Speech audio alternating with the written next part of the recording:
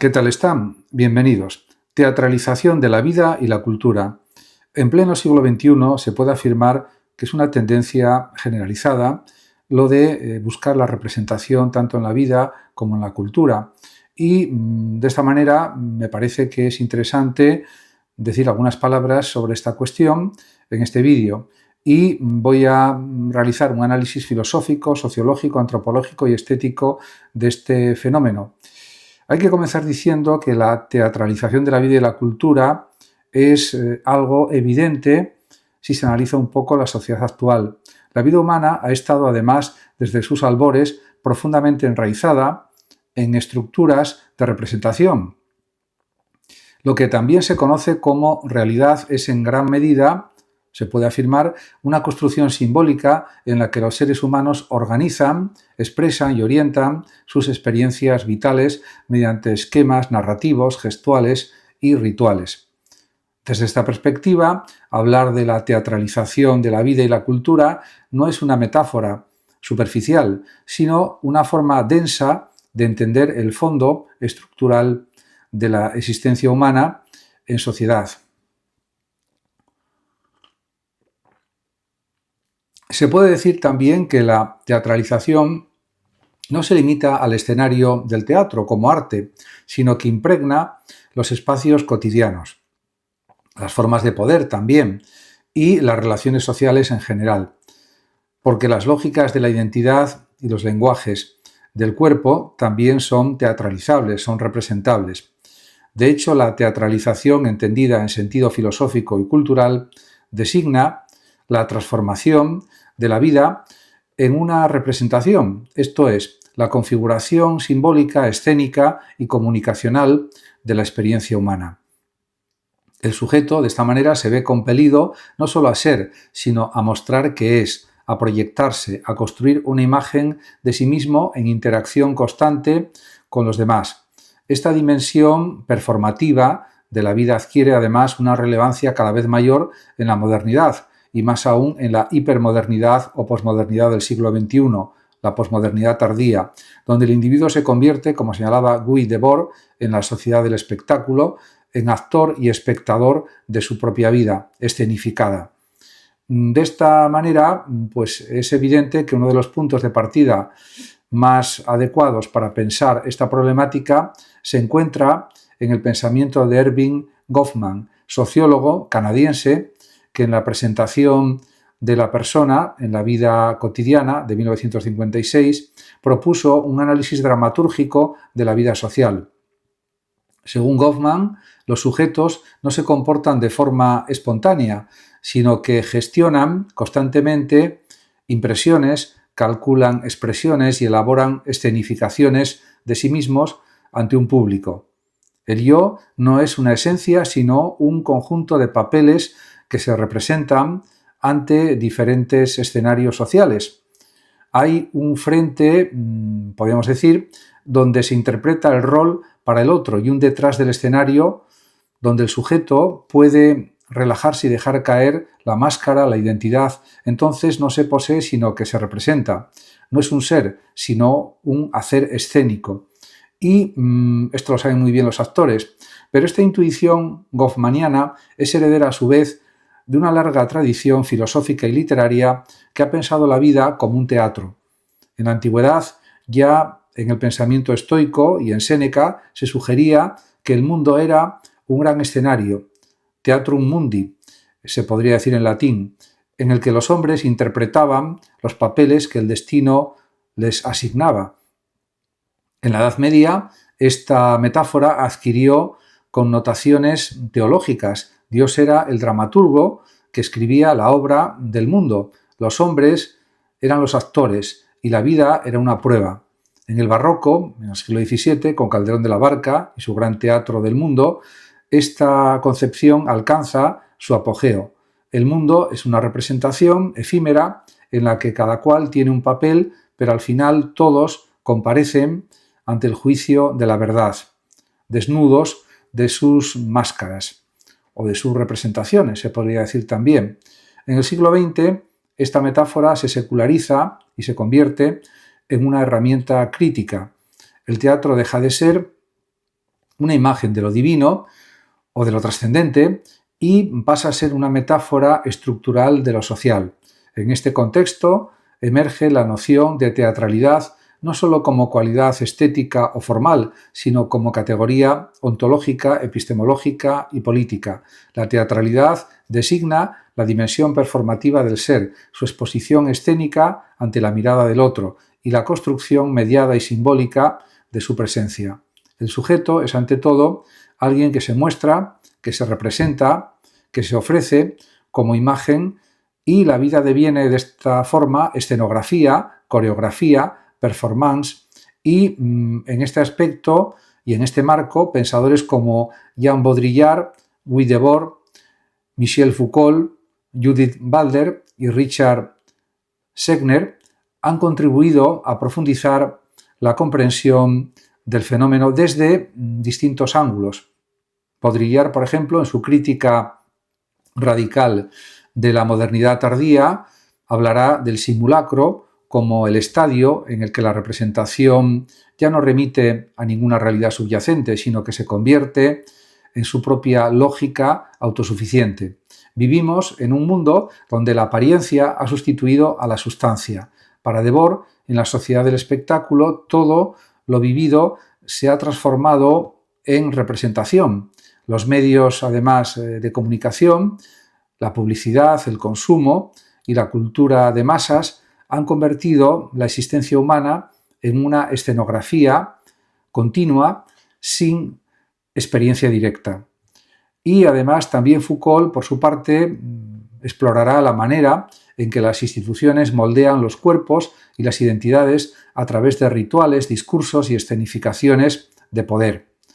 De este modo, se puede decir también que en la obra, además de Judith Butler, donde la noción de performatividad alcanza una cierta radicalización ontológica, en El género en disputa, de 1990, por ejemplo, Butler sostiene que el género no es una esencia interior, sino una actuación reiterada, una práctica social y lingüística que produce los efectos de una identidad a través de su repetición regulada.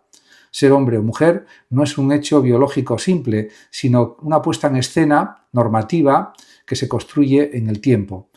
El yo, entonces, no es el autor de la acción o de su acción, sino su producto. No representamos un papel porque somos algo, sino que somos algo porque repetimos el papel que se espera de nosotros. Y de esta forma también se nota un giro performativo de la teoría crítica que ha tenido un eco profundo en la comprensión contemporánea de la identidad, la política, el arte y la subjetividad. En el campo de la cultura, lo performativo y lo teatral han dejado de ser dimensiones secundarias para convertirse en ejes vertebradores de la comprensión de lo humano. Vivimos en un mundo donde los espacios sociales se han estetizado, donde los cuerpos son superficies de inscripción simbólica, donde la realidad está constantemente mediatizada por pantallas, discursos y representaciones. Todo lo visible es de algún modo escénico. Todo acto tiene además un espectador implícito y explícito también. Esta teatralización no afecta solo a las grandes estructuras simbólicas, sino también a la vida cotidiana. Las redes sociales, las redes digitales sociales, han amplificado esta dimensión escénica del yo hasta niveles inéditos. Hoy cada individuo es potencialmente el protagonista de su propio espectáculo permanente. El perfil de Instagram, el estado de WhatsApp, los likes de Facebook, los vídeos de TikTok, de YouTube, etc., son pequeños actos de representación, microperformance, mediante los cuales el sujeto escenifica su identidad ante una audiencia difusa, fluctuante y muchas veces anónima. Lo privado se expone, lo íntimo se convierte en contenido, lo espontáneo se programa. La vida entera deviene un guión, un espectáculo en sí mismo. Sin embargo, esta teatralización no debe ser leída únicamente como alienación o falsedad. Representar no es necesariamente mentir. Al contrario, la vida humana no puede no representarse. Todo gesto humano está siempre mediado por códigos, por formas, por expectativas sociales, y la espontaneidad es ya una forma de representación. Lo que cambia entonces no es la existencia de la teatralización, sino su intensidad, sus medios, sus usos y sus efectos. Y aquí radica el verdadero problema: ¿quién controla los escenarios? ¿Quién escribe los guiones? ¿Quién decide qué representaciones son válidas y cuáles no? Si es que esto es posible. En las sociedades contemporáneas del siglo XXI, el proceso de teatralización está cada vez más vinculado a las lógicas del poder, del capital y de la visibilidad. Aquello que no se ve no existe. Aquello que no se comunica desaparece. Lo escénico se convierte en condición de posibilidad de lo real. En este sentido, el espectáculo no es una distorsión de la realidad, sino su forma dominante. Vivimos en un mundo de presencias sin sustancia, de imágenes sin profundidad, de roles sin esencia. El individuo se multiplica en máscaras que no ocultan un rostro, sino que lo constituyen, lo conforman. Y desde un punto de vista antropológico, se puede afirmar que la teatralización está profundamente enraizada y arraigada en las culturas humanas. En todas las sociedades tradicionales existen rituales, danzas, representaciones míticas, ceremonias públicas que dramatizan los valores, las creencias y las estructuras de poder, y el rito es, en este sentido, una forma de teatralización sagrada del orden simbólico. Lo que hoy ocurre es una profana proliferación de estas representaciones en todos los ámbitos de la vida: el trabajo, el ocio, la política, la sexualidad, la educación. Ya no hay distinción clara entre escenario y bastidores. La teatralidad ha invadido todo.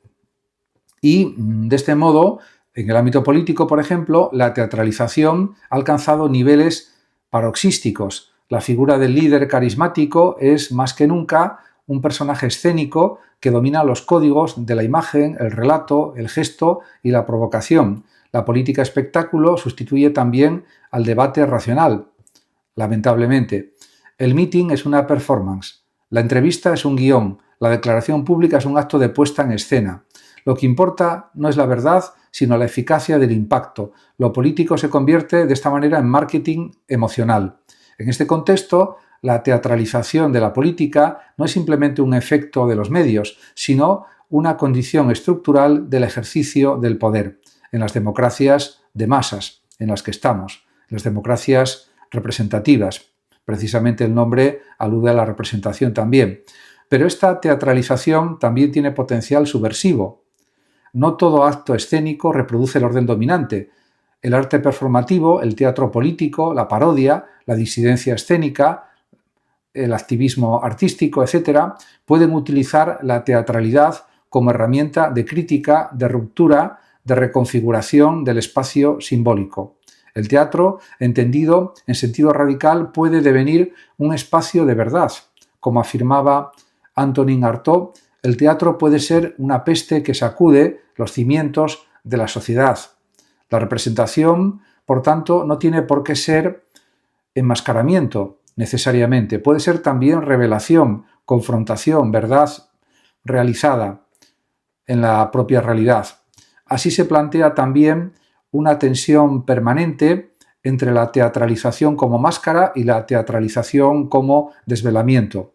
En un mundo saturado de imágenes, gestos y relatos, ¿cómo distinguir lo real de lo representado?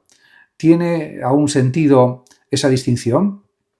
¿No será acaso que lo real mismo se construye a través, se podría decir, de la escenificación?